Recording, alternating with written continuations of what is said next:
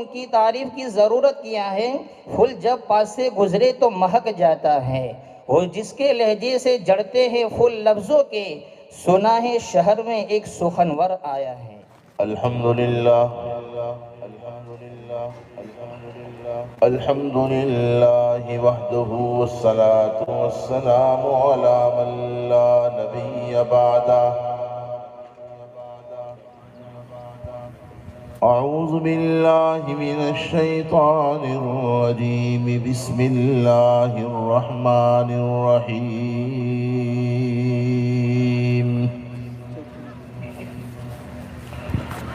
وَاعْبُدُوا اللَّهَ وَلَا تُشْرِكُوا بِهِ شَيْئًا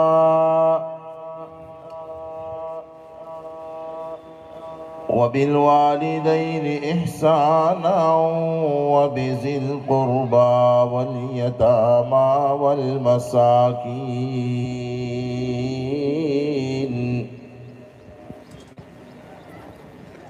والجار ذي القربى والجار الجنب والصاحب بالجنب وابن السبيل وما ملكت أيمانكم إن الله لا يحب من كان مختالا فخورا۔ صدق الله مولانا العظيم وصدق رسوله النبي الكريم ونحن على ذلك لمن الشاهدين والشاكرين والحمد لله رب العالمين۔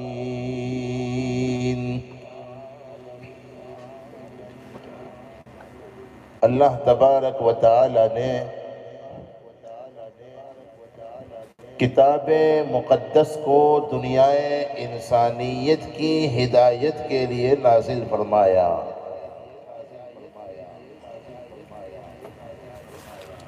قرآن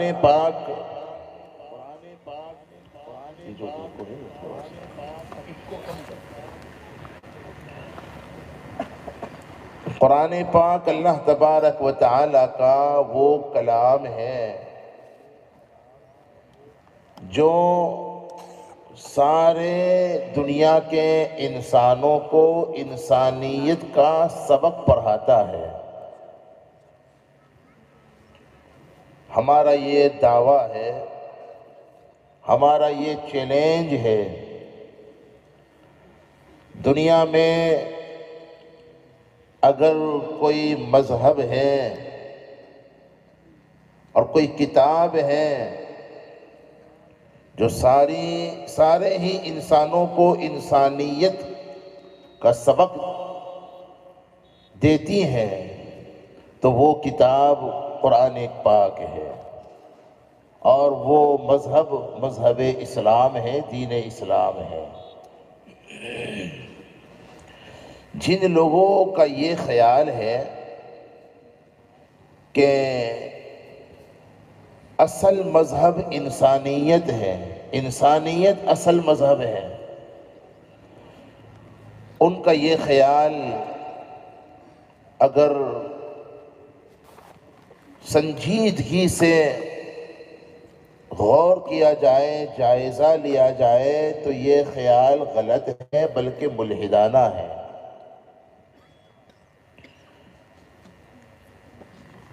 انسانیت اصل مذہب نہیں، دنیا انسانیت کا اصل مذہب اسلام ہے۔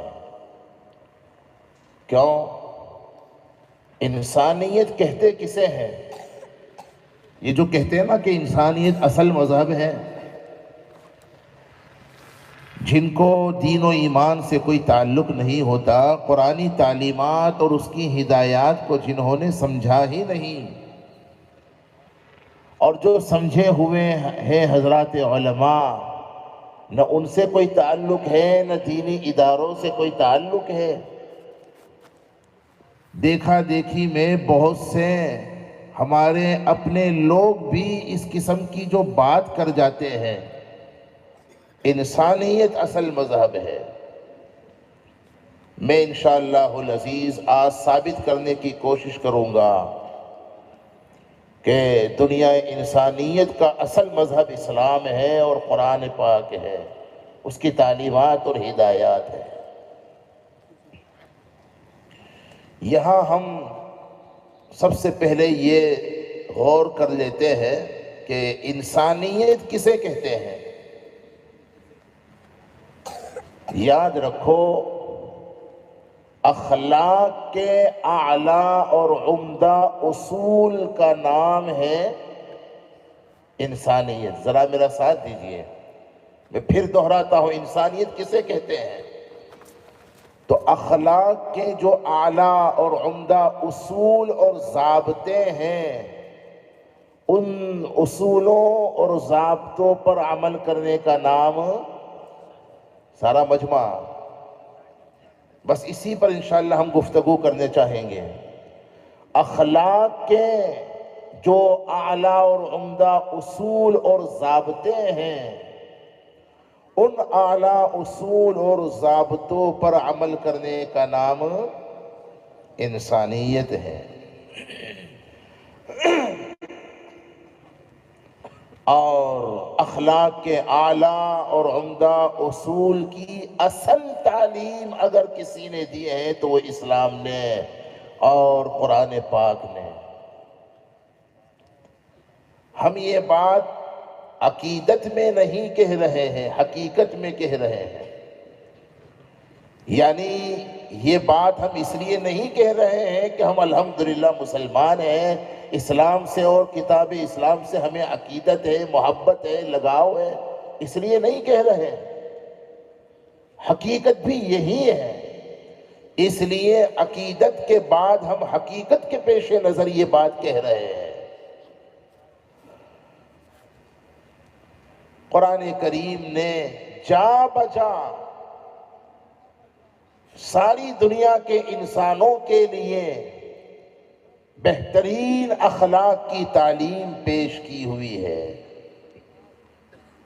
اگر وہ تعلیم عام ہو جائے تو قرآن کی برکت سے دنیا انسانیت کو انسانیت کا سبق مل جائے۔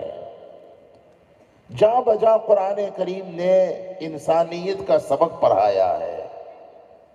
من جملہ ان میں ایک جامع ترین آیت وہ ہے جس کو ابھی میں نے پیش کیا۔ قرآن پاک کی یہ چھوٹی سی، بظاہر کوئی بہت بڑی آیت نہیں ہے۔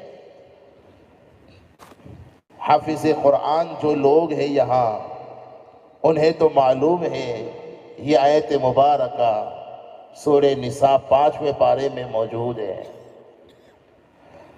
اللہ تبارک و تعالی نے اس جامع ترین آیت میں انسانوں کے جتنے بھی طبقات ہیں، ان تمام طبقات کے ساتھ بہترین برتاؤ اور بہترین اخلاق سے پیش آنے کا حکم فرمایا۔ سمجھے؟ آپ دیکھیے ان میں کیسی جامعیت کے ساتھ حق تعالی انسانیت کے اعلیٰ اور عمدہ اصول کی تعلیم فرما رہے ہیں۔ قرآن پاک میں فرمایا وَاعْبُدُوا اللَّهَ وَلَا تُشْرِكُوا بِهِ شَيْئًا۔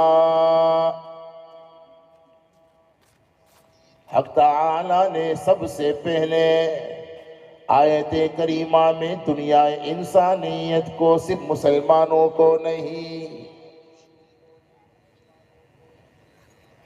ساری دنیا کے انسانوں کو حکم فرمایا۔ کیوں؟ اللہ کے بندے صرف مسلمان ہی نہیں، ساری دنیا کے انسان بھی، بولو بھائی، اللہ کے نہیں کہو، بلکہ ساری دنیا کے انسان بھی اللہ ہی کے بندے ہیں، ساری دنیا کے انسان ہمارے آقا ہی کے امتی ہیں۔ پھر امت کی دو قسمیں ہیں، امت دعوت اور امت اجابت، میں تفصیل میں نہیں جاؤں گا۔ قرآن کریم کی تعلیمات اور ہدایات بھی صرف مسلمانوں ہی کے لیے نہیں، ساری دنیا کے، یہ ہمیں جاننا پڑے گا اور لوگوں کو بتلانا پڑے گا، اپنے قول سے بھی، اپنے عمل سے بھی، اپنے فعل سے بھی۔ وَاعْبُدُوا اللَّهَ وَلَا تُشْرِكُوا بِهِ شَيْئًا۔ ساری دنیا کے انسانوں کو خطاب کرتے ہوئے رب العالمین نے ارشاد فرمایا، اللہ ہی کی، بولو نا یار، اللہ ہی کی عبادت کرو، اور اللہ کی ذات میں، اللہ کی مخصوص صفات میں اور اللہ کی عبادات میں کسی کو شریک نہ کرو۔ سب سے پہلے یہاں کس کا حکم دیا؟ ذرا بولوں گے تو مزہ آئے گا۔ کس کا حکم دیا بھائی؟ ارے یار یہ تو ماشاءاللہ سب جانتے ہی ہیں، علماء ہیں جو میرے آس پاس بیٹھے ہیں، میں آپ سے سوال کر رہا ہوں اور آپ سے جواب طلب کر رہا ہوں۔ سب سے پہلے یہاں اللہ پاک نے کس کا حکم دیا؟ ابے مجمع بول کیوں نہیں رہا ہے بھائی؟ آپ کو ڈر لگ رہا ہے، پریشان ہیں آپ؟ اللہ نے اپنی عبادت کا، بولو نا بھائی، سب سے پہلے کس کا حکم دیا؟ سارا مجمع کس کا حکم دیا؟ عبادت کا۔ سوال یہ ہے کہ عبادت کسے کہتے ہیں؟ جو ہماری زندگی کا مقصد ہے نا؟ ہماری زندگی کا مقصد صرف کھیتی کرنا نہیں ہے، ہماری زندگی کا مقصد صرف جاب اور شاپ کرنا نہیں ہے، دکان چلانا اور جاب کرنا ہی نہیں ہے، ہماری زندگی کا مقصد صرف کھانا پینا اور شادی کرنا، بچے جننا نہیں ہے۔ یہ سب زندگی کی ضرورتیں ہیں، مقصد زندگی اللہ کی بندگی ہے کہ نہیں؟ زندگی کا مقصد اللہ کی عبادت ہے۔ وَمَا خَلَقْتُ الْجِنَّ وَالْإِنسَ إِلَّا لِيَعْبُدُونَ۔ ہم ساری زندگی کو اللہ کی بندگی میں گزار سکتے ہیں۔ کیا کہا؟ ساری زندگی کو اللہ کی، یار یہ مجمع بول نہیں رہا، مجھے بڑی وحشت ایک طرح سے ہو رہی ہے، یقین مانیے، میں تکلفاً نہیں کہہ رہا، مجھ سے بیان نہیں ہوگا اگر مجمع بولے گا نہیں۔ ہم اپنی ساری زندگی کو اللہ کی بندگی بنا سکتے ہیں، اللہ کی بندگی، ساری زندگی کو عبادت بنا، زندگی کا مقصد جو عبادت ہے نا، ساری زندگی ہماری عبادت بن سکتی ہے۔ آپ اگر چاہتے ہو کہ ہم اپنی زندگی کو بندگی بنا لیں، ہماری ساری زندگی اللہ کی عبادت بن جائے، تو میں آپ کو بتلاؤں، کون چاہتا ہے؟ ذرا ہاتھ اٹھاؤں گے؟ ماشاءاللہ، پوری ذمہ داری کے ساتھ بتلاتا ہوں۔ اگر عبادت کی حقیقت سمجھ لی جائے تو ساری زندگی ہماری اللہ کی بندگی بن سکتی ہے۔ بہت ذمہ داری سے کہہ رہا ہوں، شاید ابھی ہم نے عبادت کی حقیقت کو سمجھا ہی نہیں۔ ہم تو سمجھتے ہیں کہ صرف نماز پڑھنا عبادت ہے، ہم تو سمجھتے ہیں کہ رمضان کے روزے رکھنا ہی عبادت ہے، ہم تو سمجھتے ہیں کہ قرآن پاک پڑھنا اور اللہ کا ذکر کرنا بس یہی عبادت ہے۔ بے شک یہ ساری عبادتوں کی شکلیں ہیں، لیکن عبادت کی حقیقت اتباع شریعت ہے۔ کیا کہا؟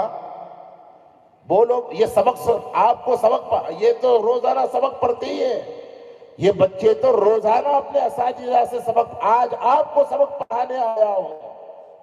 کیا کہا؟ عبادت کی حقیقت اتباع شریعت ہے۔ شریعت اللہ اور اس کے رسول کا قانون، زندگی گزارنے کا دستور جو اللہ اور اس کے رسول نے ہم سب کو دیا ہے، زندگی گزارنے کا جو دستور، جو طریقہ اللہ نے اپنے آخری رسول جناب محمد الرسول اللہ، پیار سے بولو صلی اللہ علیہ وسلم کے ذریعے ہمیں دیا، اسے شریعت کہتے ہیں۔ شریعت پر عمل کرنے کا نام عبادت ہے، شریعت کے اتباع کا نام عبادت ہے، اتباع شریعت عبادت ہے۔ ذرا اور کھول کر کے آگے بڑھتا ہوں۔ عبادت کی حقیقت ہم نے کہا اتباع شریعت ہے۔ اس کا مطلب یہ ہے شریعت کے مطابق آپ نماز پڑھتے ہیں تو یہ نماز عبادت ہے، شریعت کے مطابق آپ روزہ رکھتے ہو تو یہ روزہ رکھنا عبادت ہے، شریعت کے مطابق قرآن پاک کو پڑھتے ہو تو یہ قرآن پاک کو پڑھنا عبادت ہے، شریعت کے مطابق اگر آپ تجارت کرتے ہو تو یہ تجارت کرنا بھی عبادت ہے، شریعت کے مطابق آپ شادی کرتے ہو تو یہ شادی کرنا بھی عبادت۔ خدا کی قسم شریعت کے مطابق آپ شادی کے بعد اپنی بیوی سے میاں بیوی کا تعلق قائم کرتے ہو تو یہ تعلق قائم کرنا بھی بڑی ذمہ داری سے کہا۔ دلیل آقا کا فرمان، بس مجھے کھولنے کی ضرورت نہیں ہے، حدیث میں ہے نا، ہمارے آقا نے فرمایا تھا ہم اپنی بیویوں کے ساتھ جو وظیفہ زوجیت ادا کرتے ہیں اللہ تبارک و تعالی اس پر بھی عبادت کا، صدقے کا ثواب عطا کرتے ہیں۔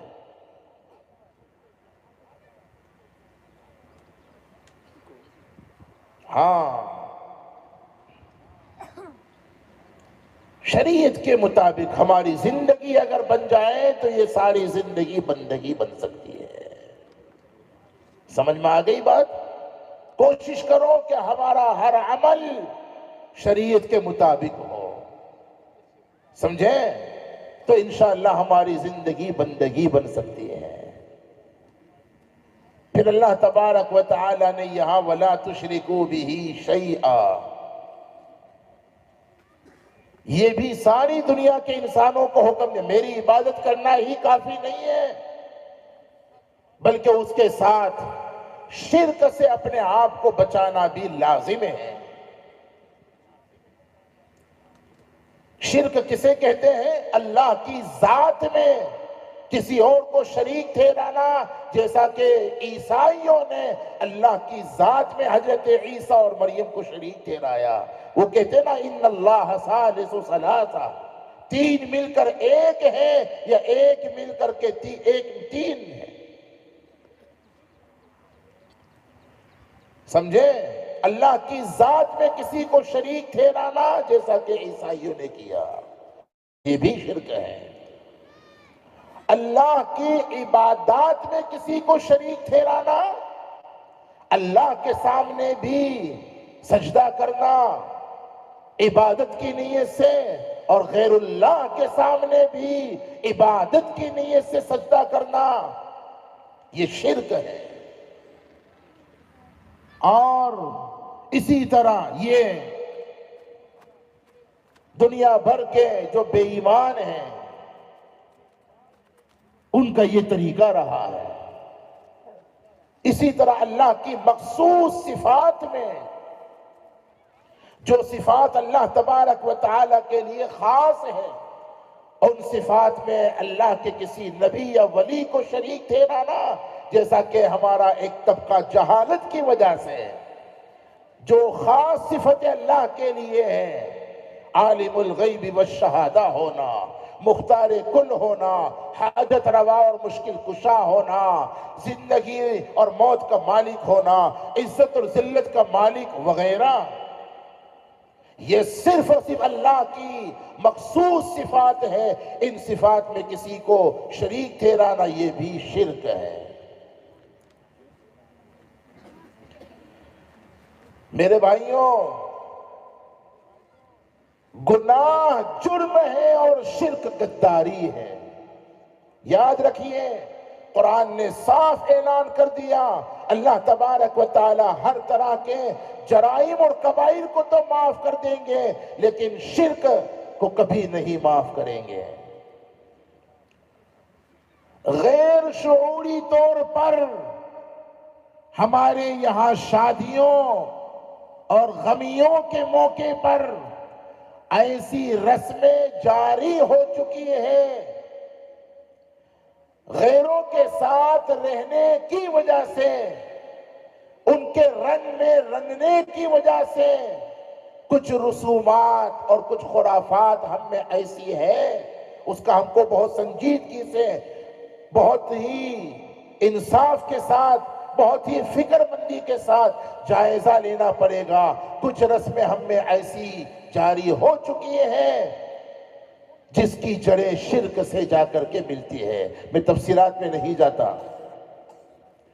ایسے ہی ہمارے بچوں کو عام اسکولوں میں ایسی باتیں پڑھائی اور سکھائی جاتی ہیں جو در حقیقت شرک والی ہے۔ بات سمجھ میں آ رہی ہے؟ اس لیے بھی میں تو کہا کرتا ہوں، اس زمانے میں اگر ایمان کی حفاظت کے لیے مکاتب قرآنیہ اور مدارس اسلامیہ کا قیام ضروری ہے، یہ جملہ بہت غور سے سنیے گا۔ اس زمانے میں ہمارے ملک میں ایمان کی حفاظت کے لیے اگر مکاتب قرآنیہ اور مدارس دینیہ کا قیام ضروری ہے تو اس زمانے میں ہمارے ملک میں ایمان ہی کی حفاظت کے لیے اسلامی اسکول کا قیام بھی، بولو، میں نے کہا اسلامی اسکول، مسلمانوں کے اسکول کافی نہیں ہے۔ ایک ہے اسلامی اسکول، ایک ہے مسلمانوں کے اسکول، یہ بھی فرق سمجھ لیجئے۔ بہت سی جگہوں پر، بہت سے شہروں میں مسلمانوں نے دوسروں کے دیکھا دیکھی اسکول قائم کیے ہوئے ہیں، انہوں نے بھی بزنس کا بہترین اسے ذریعہ بنائے ہوئے ہیں، اور ان کے اسکول سے مسلمانوں کو کوئی خاص فائدہ نہیں ہو رہا۔ اس لیے ضروری ہے مسلمانوں کے اسکول سے زیادہ اسلامی اسکول کو قائم کیا جائے۔ اس کا مطلب یہ ہے مسلمان ایسے اسکول قائم کرے جہاں پر اسلامی ماحول میں دنیاوی تعلیم، خالی منڈے مت ہلائیے، جواب بھی دیجئے۔ مسلمانوں کے ذمہ لازم ہے کہ وہ یا تو مل کر کے ایسے اسلامی اسکول قائم کرے جہاں اسلامی ماحول میں دنیاوی تعلیم دی جائے۔ کیوں؟ اب اسکولوں میں ہمارے بچوں کا دین محفوظ نہیں ہے، اس کو سمجھنا پڑے گا، اور صرف سمجھنا نہیں بلکہ سیریس لینا پڑے گا، اس کی طرف توجہ دینی پڑے گی، ورنہ ہماری نسلیں ہمارے ہاتھوں سے نکل سکتے ہیں، ان کا ایمان خطرے میں ہے۔ اللہ جزائے خیر دے حضرت مولانا نور محمد صاحب، حضرت مولانا اسماعیل صاحب اور ان کے رفقا کو، ان کے ذمہ داران کو، انہوں نے ایک فکر کی کہ ایک ادارہ قائم کیا جائے جہاں مدرسہ بھی ہو، اسکول بھی ہو، یعنی جہاں عصری تعلیم بھی دی جائے اور جہاں اصلی تعلیم بھی دی جائے۔ کچھ آ رہی ہے بات سمجھ میں؟ عصری تعلیم بھی دی جائے اور اصلی تعلیم بھی دی جائے، جہاں دنیاوی تعلیم بھی دی جائے اور قرآن و سنت کی تعلیم بھی دی جائے۔ الحمدللہ انہوں نے یہ جگہ آزاد ایجوکیشن اینڈ ویلفیئر ٹرسٹ کے نام سے خریدی، اور مجھے حضرت مولانا نور محمد صاحب نے ابھی بتلایا۔ واقعتاً بہت خوشی کی بات ہے، قابل رشک اور قابل تقلید ہے۔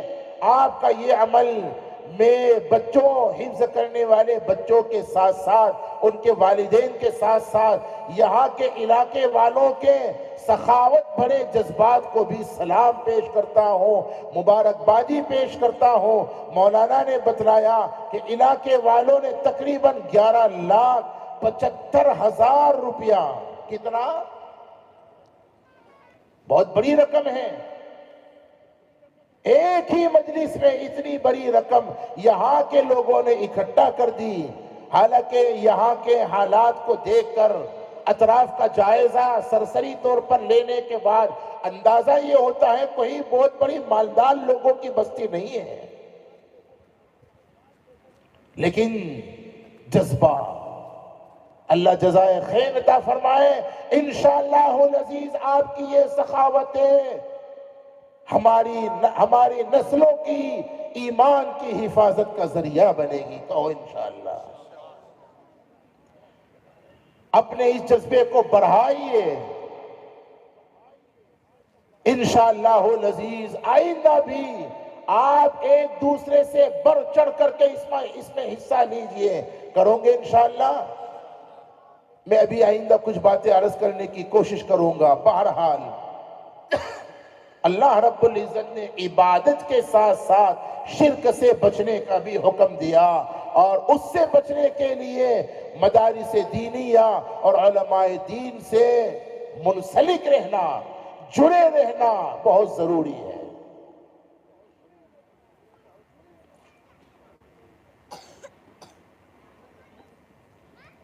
قرآن مقدس کی اس جامع ترین آیت میں حق تعالیٰ نے پہلے اپنی عبادت کا اور شرک سے بچنے کا حکم دیا، اس کے بعد انسانیت کے جو مختلف طبقات ہیں، 7 طبقے، کتنے؟ بولو نا بھائی، کتنے؟ کمال دیکھیے قرآن کا، ان 7 طبقوں کا بالترتیب اور بالتفصیل، کیا کہا؟ بالترتیب، اور بالترتیب کا مطلب پہلے جس کا تذکرہ آنا چاہیے اسی کو پہلے بیان کیا۔ یہ قرآن ہے، پڑھیے تو صحیح، مزہ آ جائے گا۔ یہ اگر پڑھنے کی اور سمجھنے کی صلاحیت نہیں تو سمجھنے والوں سے سنیے، مزہ آئے گا، ایمان تازہ ہوگا۔ پھر یہاں علماء مفسرین نے یہ کلام بھی کیا کہ درس انسانیت سے پہلے حق تعالیٰ نے اپنی عبادت کا حکم کیوں دیا؟ اس کے مختلف جوابات ہیں، میں اس میں جاؤں گا نہیں ابھی۔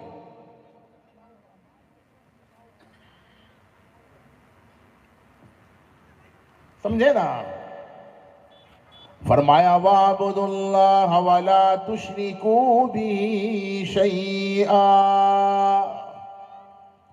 وَبِالْوَالِدَيْنِ إِحْسَانًا۔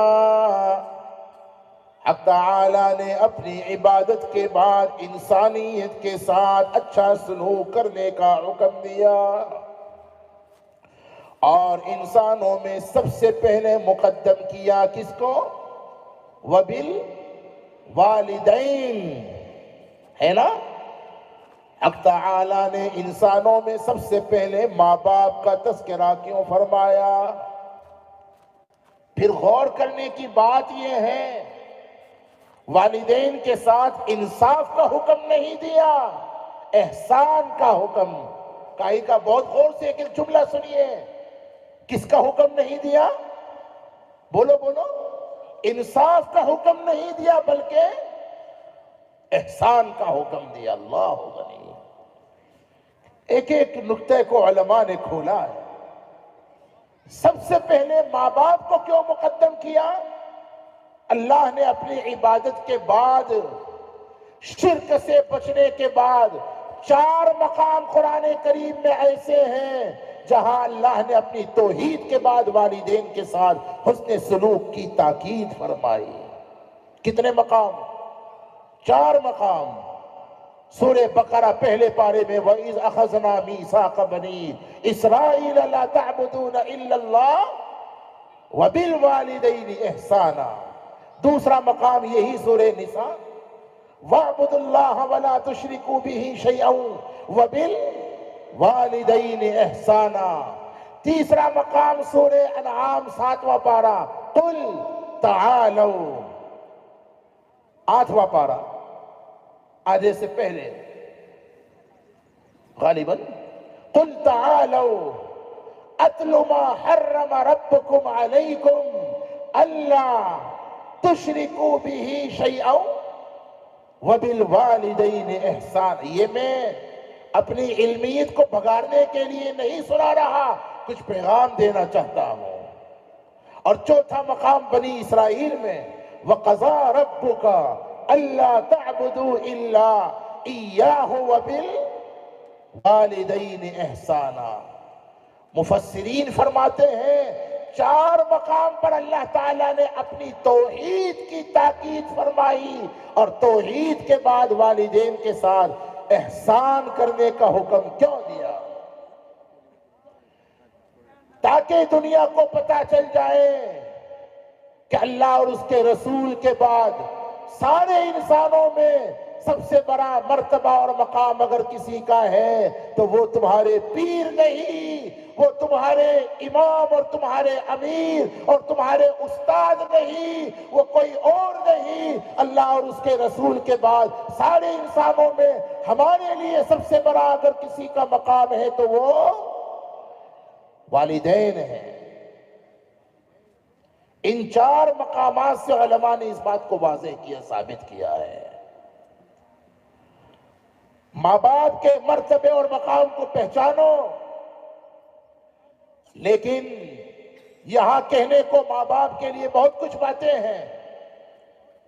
ایک بات کہہ کر کے آگے بڑھتا ہوں، یاد رکھ لینا یہ جملہ میرے بھائیوں، ماں باپ کے ساتھ کا ہمارا سلوک اسی دنیا میں قرض ہے، اور اس دنیا میں اس قرض کا ادا ہونا فرض ہے۔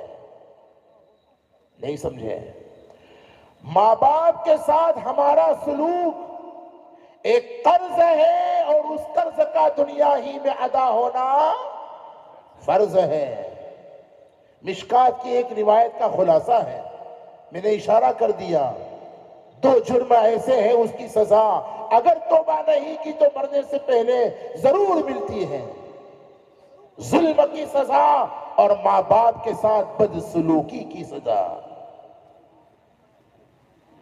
ماں باپ کے ساتھ، پھر دہراتا ہوں اس جملے کو یاد رکھ کر دل میں بسا کر کے، اور بچوں تم سے بھی کہتا ہوں، ماں باپ کے ساتھ کا ہمارا سلوک قرض ہے، اور اس قرض کا دنیا ہی میں ادا ہونا فرض ہے۔ کیا مطلب؟ ہم اگر اپنے ماں باپ کے ساتھ اچھا سلوک کریں گے تو یہ قرضہ دنیا ہی میں ہماری اولاد ادا کرے گی، ہماری اولاد اس سے بڑھ کر کے ہمارے ساتھ اچھا سلوک کرے گی جو ہم نے اپنے ماں باپ کے ساتھ کیا ہے۔ اور خدا نہ کرے اگر ہم نے ماں باپ کے ساتھ بدسلوکی کی تو یہ آنے والی اولاد بھی ہمارے ساتھ یقینی طور پر بدسلوکی کرنے ہی والی ہے۔ حضرت شیخ نور اللہ مرکزہ مولانا زکریا نے آپ بیتی میں ایک عجیب و غریب عبرتناک واقعہ لکھا ہے۔ میں اس تفصیل میں نہ جاتے ہوئے اشارہ اگر کروں، راستے میں چوراہے پر لوگوں کے سامنے ایک نوجوان کسی بدھے کو ٹانگ کھینچ کر کے لایا اور مار رہا تھا، لوگ اس پر لعنت ملامت کر رہے تھے، تو وہ بدھا لوگوں سے کہنے لگا، لوگوں مت روکو اسے، مارنے دو، اللہ کے جلال کی قسم میں نے بھی اپنی جوانی میں اپنے باپ کو اسی جگہ اسی طرح سے مارا ہوا ہے۔ سمجھے؟ ماں باپ کے ساتھ کا سلوک قرض ہے، اس کا دنیا ہی میں ادا ہونا فرض ہے۔ ان کے ساتھ اچھا سلوک کرو۔ لیکن یہاں ایک بات میں یہ بھی کہوں گا، کون سی اولاد ماں باپ کے ساتھ اچھا سلوک کرے گی؟ کالج میں پڑھنے والی اولاد یا مدرسوں میں پڑھنے والی اولاد؟ کالج میں پڑھنے والوں کی ہم تنقید نہیں کر رہے، لیکن دیکھیے نا، آنکھیں کھولیے، سماج میں کیا ہو رہا ہے اسے خود دیکھیے، جائزہ لیجئے۔ ہمارا تجربہ اور مشاہدہ یہ ہے، عموماً مدارس میں یہ پڑھنے والے معصوم بچے اپنے ماں باپ سے ڈرتے ہیں اور کالج میں پڑھنے والے بچوں سے ان کے۔ آگے کی بات تم بولو نا یار، کیوں نہیں بولتے ہو؟ صحیح کہہ رہا ہوں غلط کہہ رہا ہوں؟ عموماً ہوتا ہے نا یہ، مدارس میں پڑھنے والے بچے اپنے، سارا مجمع، مدارس میں پڑھنے والے بچے اپنے ماں باپ سے ڈرتے، کیوں؟ ان کو یہی تو سبق پڑھایا جاتا ہے کہ ماں باپ کا بڑا مقام ہے۔ وہ جو کسی نے کہا تھا نا تو مفتی سعید صاحب رحمت اللہ علیہ اس کا رد کیا، وہ جو عقلی دلیل پیش کی تھی کہ ماں باپ کا مقام سے زیادہ استاد کا مقام بڑا ہے، کیوں؟ ماں باپ جنت سے زمین پر لائے، استاد زمین سے۔ حضرت نے فرمایا یہ بات نص کے خلاف ہے، اور جو بات نص قطعی سے ثابت ہو اس پہ قیاس علماء کے لیے ہے۔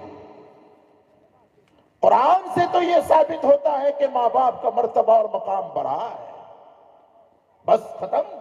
تو چونکہ مدرسوں میں بچوں کو سکھایا جاتا ہے نا ماں باپ کا مقام، اس لیے ماں باپ سے بچے ڈرتے ہیں کہ کہیں امی ناراض نہ ہو۔ اچھا پھر ڈر کی دو قسمیں ہیں، ڈرنے کی کتنی قسمیں ہیں؟ یار مجمع بولتا نہیں ہے تو مجھے مزہ ہی نہیں آ رہا ہے۔ کتنی قسمیں ہیں ڈرنے کی؟ ہاں، ایک تو اس اعتبار سے ڈرنا کہ کہیں مجھے نقصان نہ پہنچا دے۔ کسی گنڈا بھائی سے ڈرتا ہے بندہ، کس سے ڈرتا ہے؟ گنڈا بھائی، گنڈے سے ڈر لگ رہا ہے کہ کہیں مجھے مار نہ دے۔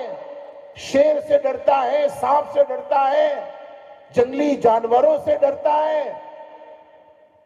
اور عجیب بات یاد آئی مجھے تو میرے بھائیوں، سماج کی سچائی یہ بھی تو ہے، آج کے سماج میں انسانوں کو انسانوں سے جتنا نقصان پہنچا ہے اتنا نقصان تو جنگل کے درندوں سے بھی نہیں پہنچا۔ کیا یہ سماج کی سچائی نہیں ہے؟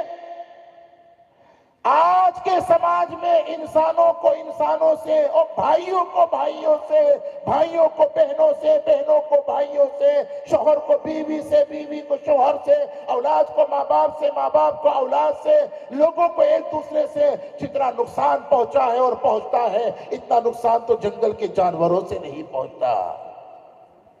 کیوں؟ زندگی قرآنی تعلیمات اور ہدایات سے دور ہے، یہ اس کی نحوست ہے۔ اس لیے بھی قرآنی تعلیمات عام ہونی چاہیے، اور ایسے ادارے جہاں قرآنی تعلیمات اور ہدایات کو عام کیا جاتا ہے اس اداروں کو بڑھانا چاہیے، اس کا تعاون کرنا ہی چاہیے۔ بہرحال میں نے یہ عرض کیا وَبِالْوَالِدَيْنِ احسانہ کے تحت سب سے بڑا مقام انسانوں میں ماں باپ کا ہے، لیکن اولاد کو یہ مقام کا پتہ کب چلے گا؟ یہی تو میں کہہ رہا تھا نا، ان کو پتہ تب چلے گا جب یہ قرآن کو پڑھیں گے، قرآن کی تعلیمات کو سمجھیں گے، دین کو پڑھیں گے اور دینی تعلیمات کو سمجھیں گے۔ دین کو پڑھنے کے لیے مدارس ہے، علماء دین ہیں، ان سے جڑیں گے۔ اس لیے اگر چاہتے ہیں کہ تمہاری اولاد تمہارا احترام کرے، تمہاری اولاد تمہارا مرتبہ اور مقام پہچانے، تمہاری اولاد تمہاری عزت کرے، تمہاری اولاد تمہاری اطاعت کرے، تمہاری اولاد تمہاری خدمت کرے، تمہاری اولاد تمہارے انتقال کے بعد تمہارے لیے دعائیں مغفرت کرے، تمہارے لیے ایصال ثواب کرے، یہ میں نے اس انداز میں گویا ماں باپ کے مرنے اور زندگی کے حقوق بتلا دیے۔ پتہ نہیں آپ سمجھے کہ نہیں؟ اطاعت، خدمت، محبت، عظمت، یہ سب زندگی کے حقوق ہیں، اور مرنے کے بعد دعائیں مغفرت، ایصال ثواب، ان کے رشتہ داروں سے اچھا سلوک، یہ مرنے کے بعد ماں باپ کے حقوق ہیں۔ اگر تم یہ چاہتے ہو کہ تمہاری اولاد اس کا اہتمام کرے، اپنی اولاد کو قرآن سکھاؤ، اپنی اولاد کو دین سکھاؤ، سمجھے؟ کرو گے انشاءاللہ؟ کون کرے گا ایمانداری سے بتلاؤ؟ جزاکم اللہ۔ وَبِالْوَالِدَيْنِ إِحْسَانًا وَبِذِي الْقُرْبَى،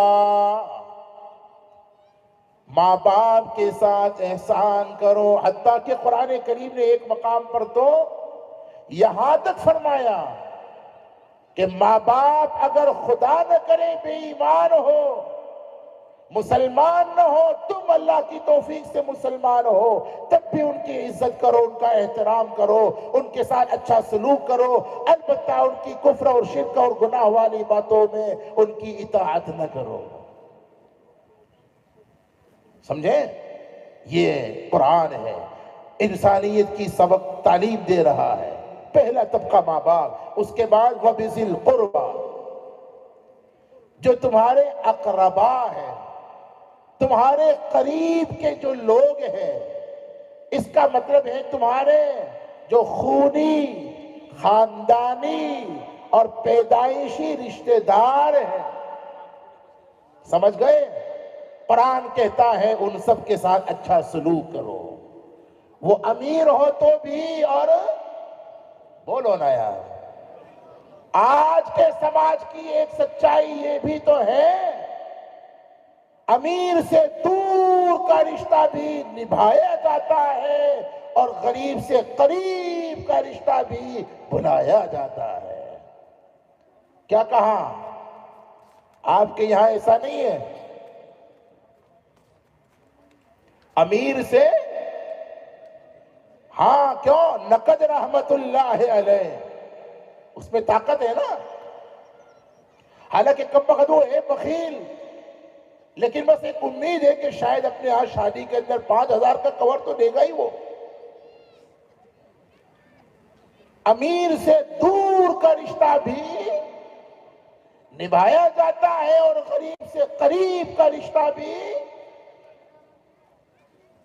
ایسا نہ کرو، یہ قرآن ہے جس نے انسانیت کی جو اعلیٰ تعلیم دی ہے۔ رشتہ دار ہوتا ہے، جن رشتوں کو اللہ نے بنایا۔ یہ خونی رشتے کس نے بنائے؟ اللہ نے۔ ان رشتوں کو کوئی توڑ نہیں سکتا، اللہ کو گوارا ہی نہیں ہے ان رشتوں کو توڑنا۔ جو بندہ رشتوں کو توڑتا ہے اللہ اس کو اپنی رحمت سے توڑ دیتے ہیں، دور کر دیتے ہیں۔ قرآن نے یہاں جامع ترین حکم دیا، اپنے رشتہ داروں کے ساتھ اچھا سلوک کرو۔ یعنی قرآن یہ کہنا چاہتا ہے رشتوں کو نبھاؤ، آزماؤ نہیں۔ آج ہوتا یہ ہے رشتوں کو نبھایا کم جاتا ہے، آزمایا۔ سمجھ میں نہیں آ رہی بات؟ آزمانا الگ چیز ہے، نبھانا۔ قرآن ہمیں آزمانے کی ہدایت نہیں دیتا، بلکہ ہاں، آج رشتوں کو نبھایا کم جاتا ہے، آزمایا زیادہ جاتا ہے۔ آزمانے کا مطلب یہ ہے، ہم دیکھتے ہیں یہ میرا بھائی میرے کو شادی میں کتنے ٹائم کی دعوت دیتا ہے، کتنے دن پہلے بلاتا ہے، اور میرے ساتھ ہنس بول کے سلام کرتا ہے کہ نہیں، بات کرتا ہے کہ نہیں کرتا، وہ میرے ساتھ کیسا برتاؤ کرتا ہے، اور پھر کہتا کیا ہے، اپنا تو یہی حال ہے جیسے کو تھا، اور کہتا بھی جیسے تم ویسے لو۔ رشتے آزمانے کے لیے نہیں، قرآن کہتا ہے رشتے تو میرے بھائیوں، یہ ڈائلوگ بازی اپنی طرف سے نہیں ہے، یہ کوئی ڈائلوگ بازی، یہ تو حقائق ہے۔ مشکات میں ہمارے آقا کا وہ فرمان موجود ہے جس میں ہمارے آقا نے یہ تاکید کی ہوئی ہے کہ تمہارے رشتہ دار تمہارے ساتھ اچھا سلوک نہ بھی کرے، پھر بھی تم تو ان کے ساتھ اچھائی سلوک۔ یہ قرآنی تعلیم ہے۔ دیکھا آپ نے؟ کیا یہ تعلیمات عام نہیں ہونی چاہیے؟ میں بولو بھائی، تو یہ تعلیمات کہاں عام ہوگی؟ ایسے ہی مدارس میں ہے نا؟ اس لیے ضرورت ہے ایسے مدارس کے قیام کی. وَبِذِي الْقُرْبَى. آگے انسانیت کا تیسرا طبقہ. اچھا یہاں اور بھی بہت سی باتیں ہیں، میں چھوڑ رہا ہوں، وقت تو کافی ہو رہا ہے. انسانیت کا تیسرا طبقہ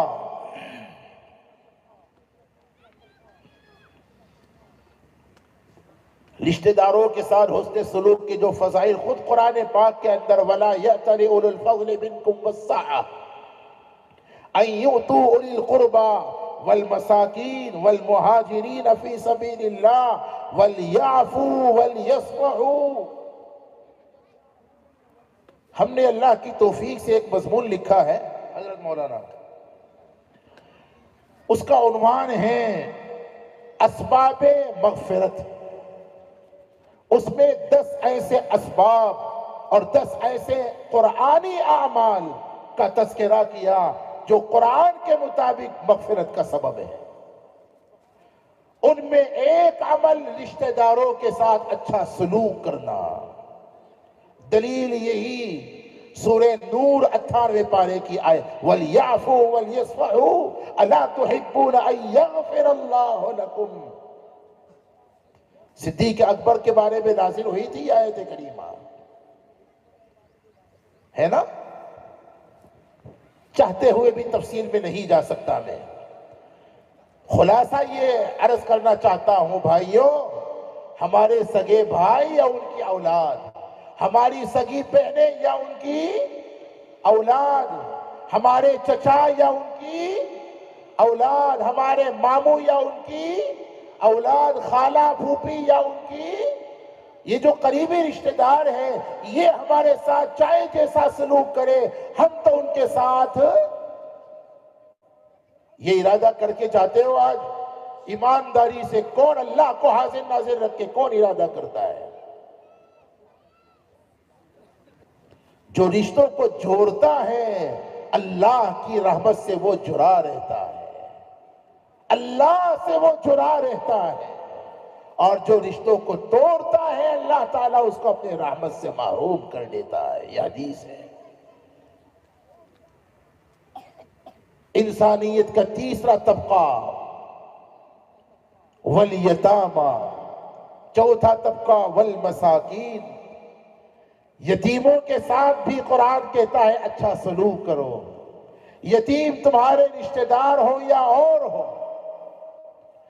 یتیم تمہارا اپنا ہو یا پرایا ہو، حتیٰ کہ یتیم مسلمان ہو یا غیر مسلم ہو، ایسے ہی مسکین. اچھا یتیم کسے کہتے ہیں؟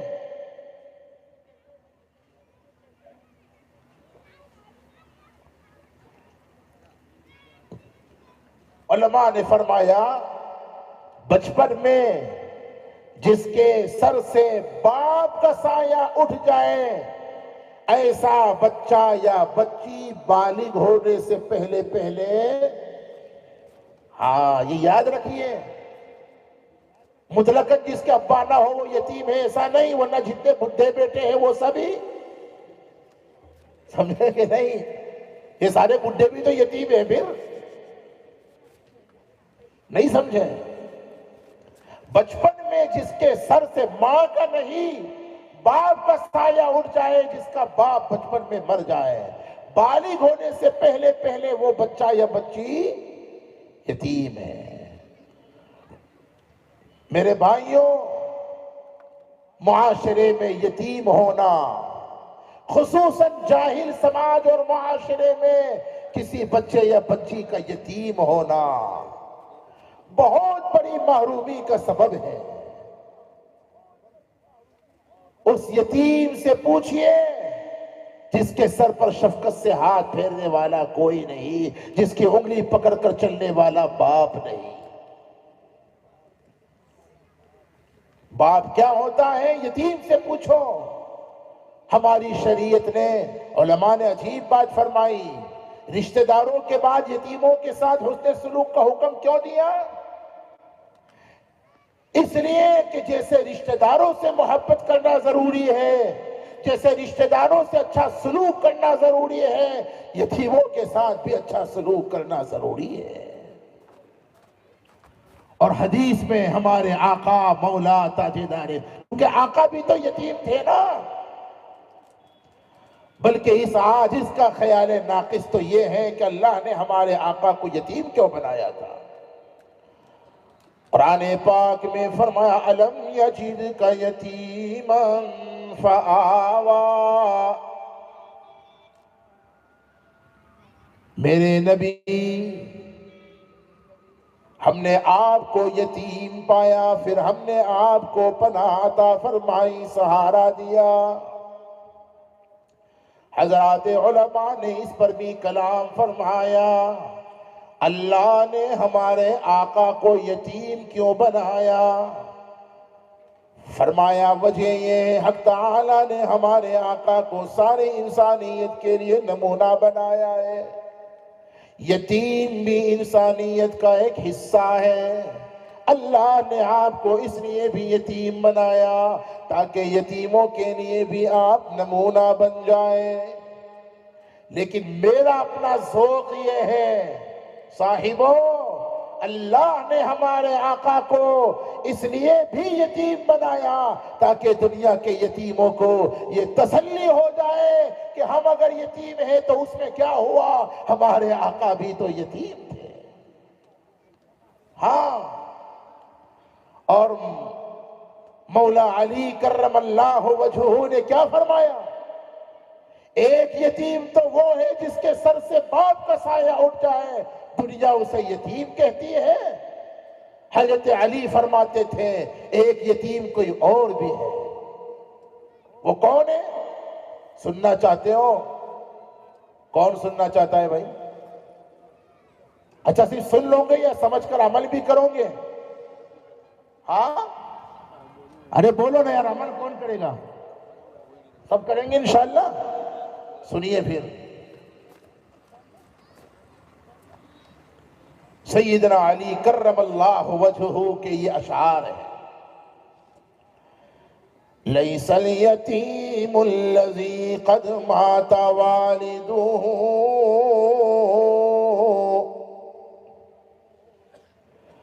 لیس الیتیم الذی قد مات والدہ، انما الیتیم یتیم العلم والادب۔ فرمایا یتیم صرف وہی نہیں جس کے سر سے باپ کا سایہ بچپن میں اٹھ چکا ہو، بلکہ یتیم وہ بھی ہے سماج اور معاشرے کا وہ بچہ اور انسان بھی یتیم ہے جس کو ماں باپ نے تعلیم و تربیت سے محروم رکھا ہو۔ جو اچھی تعلیم سے محروم رکھا گیا، جو اچھی تربیت سے محروم رہا، وہ بچہ باپ ہونے کے باوجود یتیم ہے۔ سمجھے؟ اس لیے اپنے بچوں کو اگر اپنے ہوتے ہوئے یتیم بنانے سے بچانا ہے تو اپنے بچوں کو بہترین تعلیم دو اور ان کی بہترین تربیت کرو۔ اگر خود تعلیم و تربیت کا اہتمام نہیں کر سکتے، ایسے مدرسوں میں بھیجو، ایسے استادوں کے ساتھ پاس رکھو جو ان کی اچھی تعلیم و تربیت کا اہتمام کرتے ہیں۔ کرو گے انشاءاللہ؟ وَبِالْوَالِدَيْنِ إِحْسَانًا وَبِذِي الْقُرْبَى وَالْيَتَامَى وَالْمَسَاكِينِ۔ انسانیت کا چوتھا طبقہ مسکین ہے۔ مسکین کون ہے؟ غریب آدمی جو اپنی اور اپنے گھر والوں کی کفالت نہ کر سکتا ہو، ان کا خرچہ برداشت نہ کر سکتا ہو۔ ایسے مسکینوں کو قرآن کہتا ہے حقیر نہ سمجھو، انہیں ذلیل نہ سمجھو۔ اللہ نے اگر تمہیں مالدار بنایا تو سماج میں جو لوگ غریب ہیں، مسکین ہیں، انہیں ذلیل سمجھنے کا تمہیں کوئی حق نہیں ہے۔ اللہ کا شکر ادا کرو، اللہ نے تمہارا ہاتھ اوپر رکھا ہے اور مسکین کو اللہ نے اس کا ہاتھ نیچے رکھا ہے. اگر وہ چاہتا تو تمہارا ہاتھ بھی مسکین کی طرح نیچے ہو سکتا تھا. اللہ نے تمہیں لینے کے بجائے لینے والا بنایا ہے. اس کا شکر ادا کرو، اور اس کا شکر یہ بھی ہے یتیموں اور مسکینوں اور ضرورت مندوں کے ساتھ اچھا سلوک کرو.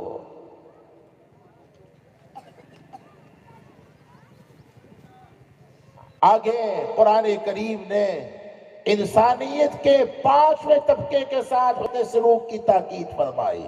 وَبِذِي الْقُرْبَى وَالْجَارِ ذِي الْقُرْبَى وَالْجَارِ الْجُنُبِ. پڑوسیوں کے ساتھ اچھا سلوک کرنے کی تاکید بھی فرمائی اور پڑوسیوں کی تفصیل بھی بیان فرمائی، اور ایسی جامع ترین تفصیل قرآن کریم کے علاوہ کہیں نہیں مل سکتی. قرآن کریم نے پڑوسیوں کی 3 قسمیں، کتنی قسمیں؟ دیکھو قرآن میں کیا کچھ ہے اس کی ایک جھلک میں آپ کو دکھانا چاہتا ہوں اس آیت کریمہ کے ذریعے. پڑوسیوں کی 3 قسمیں. پہلی قسم کے پڑوسی تو وہ ہیں جو تمہارے رشتہ دار بھی ہیں. تم نیچے رہتے ہو، تمہارے اوپر 2 بھائی رہتے ہیں، یہ سب سے پہلے تمہارے پڑوسی ہیں. یعنی وہ پڑوسی جو تمہارا رشتہ دار بھی ہے، اس کے 3 حق ہیں: مسلمان ہونے کا، رشتہ دار ہونے کا، پڑوسی ہونے کا. دوسرا پڑوسی والجار الجنب، جو اجنبی ہے، رشتہ دار تو نہیں ہے، پھر چاہے وہ مسلمان ہو یا غیر مسلم. اگر مسلمان پڑوسی ہے تو اس کے 2 حق ہیں: پڑوسی ہونے کا حق اور مسلمان ہونے کا حق. لیکن اگر وہ مسلمان نہیں ہے پھر بھی اس کا حق بنتا ہے پڑوسی ہونے کی حیثیت سے. اور آگے جا کر والصاحب بالجنب، پڑوسی کی تیسری قسم پہلو کا ساتھی. اس کا مطلب یہ ہے انوار العلوم کے سالانہ جلسے میں تمہارے پڑوس میں جو بندہ بیٹھا ہوا ہے نا، وہ بھی تمہارا، میں بولو یار، پڑوسی ہے. بڑودہ سے آپ واکانیر کا سفر کر رہے ہو یا واکانیر سے احمد آباد کا سفر کر رہے ہو، ٹرین میں ہو، بس میں ہو، کار میں ہو، بہار میں ہو، کہیں بھی ہو، اس سفر میں آپ کے پڑوس میں جو بندہ بندی بیٹھے ہیں وہ بھی آپ کا پڑوسی ہے. دیکھا آپ نے؟ یہ تفسیر کسی نے بنایا، بیان کی ہے؟ یہ قرآن ہے، قرآن کی جامعیت. مسجد میں نماز پڑھتے ہوئے اگر کوئی پڑوس میں تمہارا نمازی نماز پڑھ رہا، وہ بھی تمہارا پڑوسی ہے. یعنی قرآن نے پڑوسی کی 2 قسمیں بنیادی طور پر بیان کی ہے. ایک تو دائمی پڑوسی، دکان کا، مکان کا دائمی ہمیشہ کا پڑوسی. لیکن دوسرا عارضی اور وقتی پڑوسی، جو کسی سفر میں، کسی مجلس میں، حتیٰ کہ کسی کمپنی میں، کسی کھیت میں آپ کے ساتھ ملازمت یا مزدوری کرتا ہے، وہ بھی آپ کا پڑوسی ہے. انسانیت کی کیسی پاکیزہ تعلیم قرآن نے جو دی ہے، کہیں مل سکتی ہے؟ قرآن کہتا ہے پڑوسی کوئی ہو، رشتہ دار ہو یا غیر، عارضی ہو یا دائمی، ان سب کے ساتھ اچھا سلوک کرو. اچھا، پڑوسی کے ساتھ اچھا سلوک کرنے کا ادنا درجہ بتلاؤں؟ بولو نا یار، تھک گئے، آپ کا جواب نہیں آیا. آپ کہوں گے کہ 1 گھنٹے سے سن رہے اس لیے اب تھک گئے، جواب نہیں دے رہے.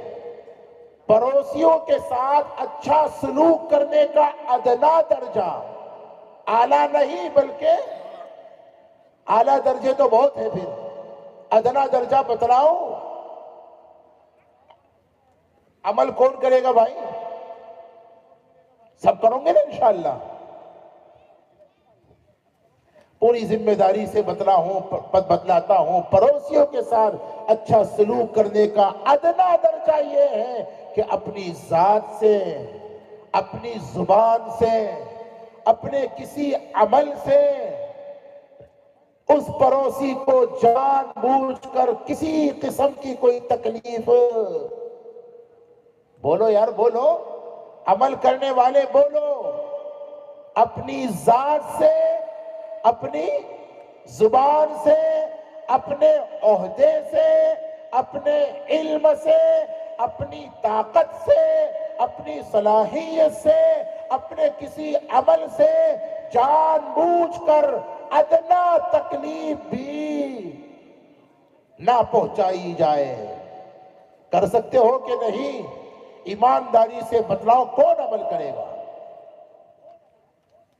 اگر اس ایک بات پر، قرآن کی اس ایک بات پر عمل ہو جائے تو سماج سے کتنا سارا فساد دور ہو سکتا ہے کہ نہیں؟ یہ قرآن ہے، اس لیے اس کی تعلیم عام ہونی چاہیے۔ آگے وَالصَّاحِبِ بِالْجَنْبِ کی ایک تفسیر مولا علی کرم اللہ وجہہ نے بیوی سے بھی کی ہوئی ہے، وہ بھی صحیح ہے۔ پہلو کا ساتھی تو بیوی ہے، ہاں خیر، لیکن اقربا میں بیوی ماں باپ کے بعد پہلے ہے اور بچے وہ آ گئے۔ آگے پڑوسی کے بعد میں قرآن کریم نے انسانیت کے چھٹے طبقے کے ساتھ حسن سلوک کی جو تاکید کی ہے، تلقین کی ہے، وابن السبیل، اس سے مراد مسافر بھی ہے اور مہمان بھی ہے۔ بہت قیمتی بات، میں سمیٹتا ہوں انشاءاللہ بات کو۔ اس سے مراد، ابن السبیل سے مراد تو مسافر ہے لیکن مہمان بھی ہے۔ کیوں؟ عموماً مہمان مسافر بھی ہوتا ہے اور ہر مسافر مہمان تو ہوتا ہی ہے۔ کیا کہا؟ ذرا پھر تھوڑا الفاظ میں غور نہیں کرتے یار، برابر دھیان سے سنتے نہیں ہو۔ ہم نے کہا عموماً مہمان مسافر بھی ہوتا ہے لیکن ہر مسافر مہمان تو ہوتا ہی ہے، مہمان بھی ہوتا ہے نہیں۔ عموماً مسافر مہمان بھی ہوتا ہے، عموماً مہمان مسافر بھی ہوتا ہے، لیکن ہر مسافر مہمان تو ہوتا ہی ہے۔ مسافر مہمان ہو تو بھی اور مہمان نہ ہو تو بھی، مسافر کے ساتھ بھی اچھا سلوک کرو اور مہمان کے ساتھ بھی۔ اور صاحبوں، شادی کے بعد ہمارے گھر ہماری بیٹی اپنے داماد کے ساتھ جو آتی ہے نا، ہمارے داماد کے ساتھ جو آتی ہے، بیٹی اپنے شوہر اور بچوں کے ساتھ آتی ہے، یہ بھی ہمارے یہاں ہو سکتا ہے مسافر نہ ہو، مہمان تو ضرور ہے۔ ہمارے گھر ہماری بہن اپنے بچوں اور اپنے شوہر کے ساتھ ویکیشن میں یا اس کے علاوہ کبھی آتی ہے، ہو سکتا ہے وہ مسافر نہ ہو لیکن وہ مہمان تو ضرور۔ اور خدا کی قسم، قرآن و سنت کی اور آقا کی سیرت میں ہم پڑھتے ہیں تو یہ ملتا ہے، ہمارے آقا نے تو غیر بھی اگر مہمان بن گئے تو ان کو بھی اپنی سخاوتوں سے اور اپنی مہمان نوازیوں سے محروم نہیں رکھا۔ ہاں، بابا سعدی رحمت اللہ علیہ کی ایک بات بڑی قیمتی ہے، عمل کرو تو میں بتلاؤں گا۔ کون کرے گا؟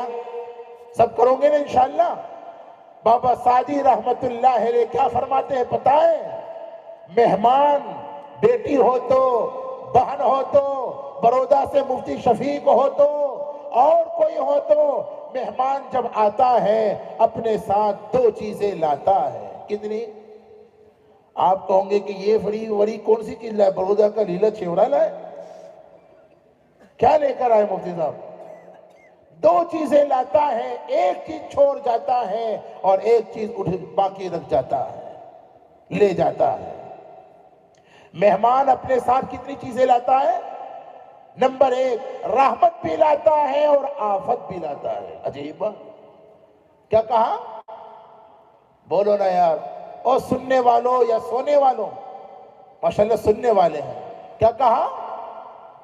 رحمت بھی لاتا ہے اور بولو بولو آفت بھی لاتا ہے۔ ہاں، اللہ والوں کی باتیں اللہ والی ہوتی ہیں۔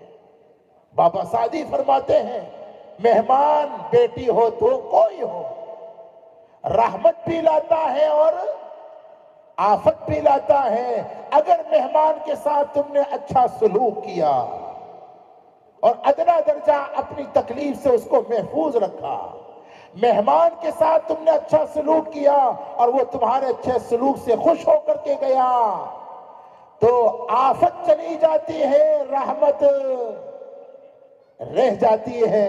سمجھے؟ مہمان کے ساتھ اچھا سلوک کیا تو مہمان کے جانے کے بعد آفت تو چلی جاتی ہے لیکن رحمت باقی رہ جاتی ہے۔ اور اگر جو بیٹی مہمان بن کر کے آئی تھی، جو بہن مہمان بن کر کے آئی تھی، جو بھائی یا اس کی اولاد مہمان بن کر کے آئے تھے، اس کو رلا کر بھیجا، اس کے ساتھ اگر خدا نہ کرے اچھا سلوک نہ کیا تو آفت رہ جاتی ہے اور رحمت رخصت ہو جاتی ہے۔ تو کیسا سلوک کرو گے بھائی مہمانوں کے ساتھ؟ بولو، یہ قرآن وابن السبیل اور آخر میں انسانیت کا 7واں طبقہ جس کے ساتھ اچھے سلوک کا حکم دیا، وَمَا مَلَكَتْ أَيْمَانُكُمْ، اپنے ماتحتوں کے ساتھ اچھا سلوک کرو، جس کے تم نگراں ہو، وہ تمہارے شاگرد ہو تو اے استادو، ان شاگردوں پر اپنا غصہ، بیجا غصہ نہ نکالو،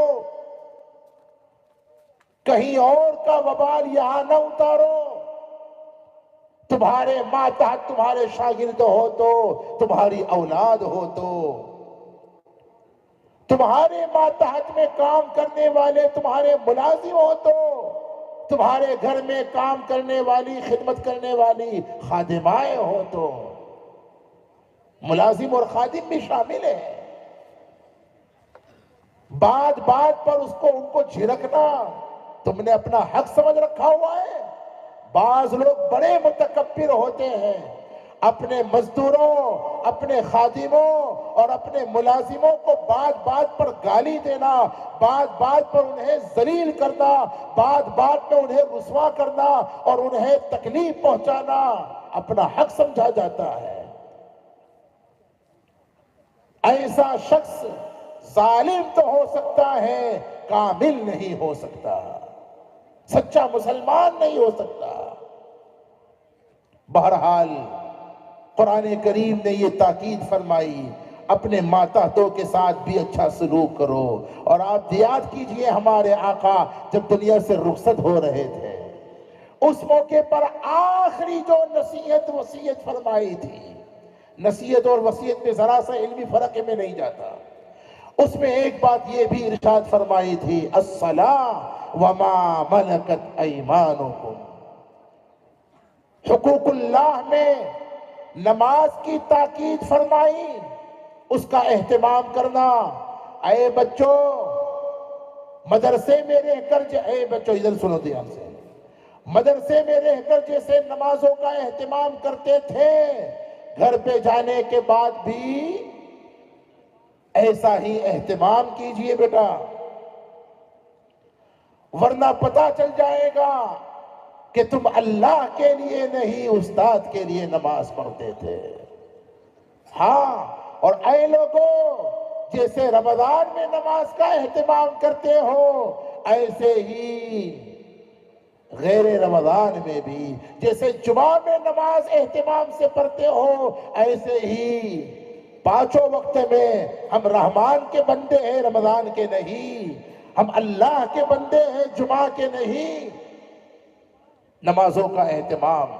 اور دوسری تاکید ہمارے آقا نے حقوق العباد میں، وما ملکت ایمانکم، اپنے ماتحتوں کے ساتھ اچھا سلوک کرنا۔ دیکھا آپ نے، انسانیت کے تمام طبقات کے ساتھ قرآن کریم نے اچھے سلوک کی تاکید فرمائی۔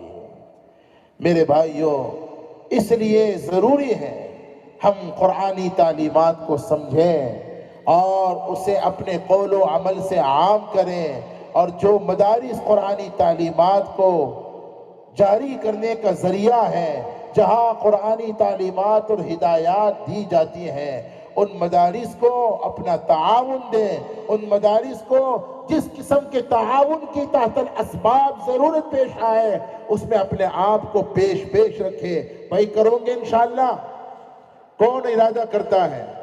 ابھی اللہ کے فضل سے حضرت مولانا نے بتلایا قیمتی زمین، میں تو کہوں گا سونے سے زیادہ قیمتی زمین ہے یہ۔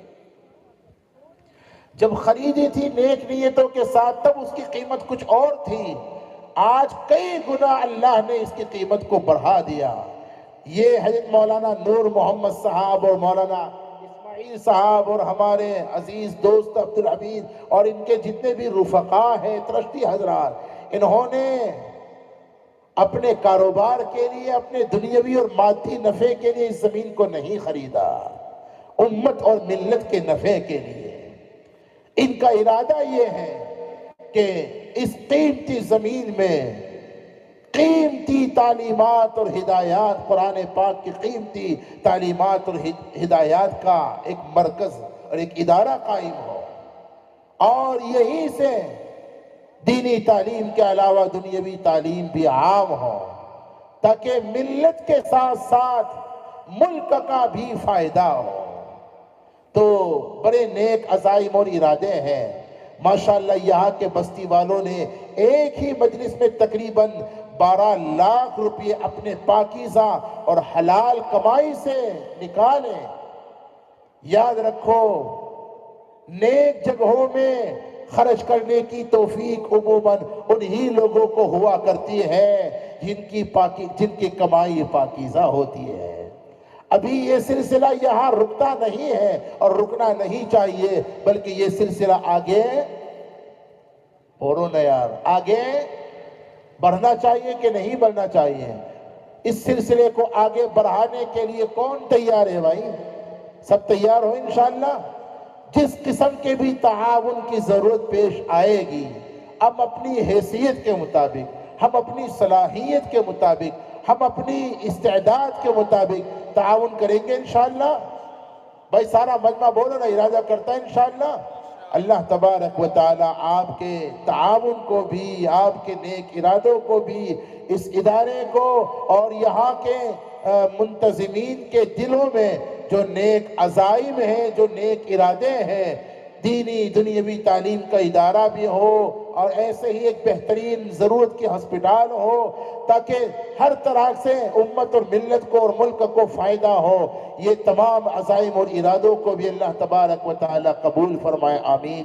وآخر دعوانا ان الحمدللہ رب العالمین۔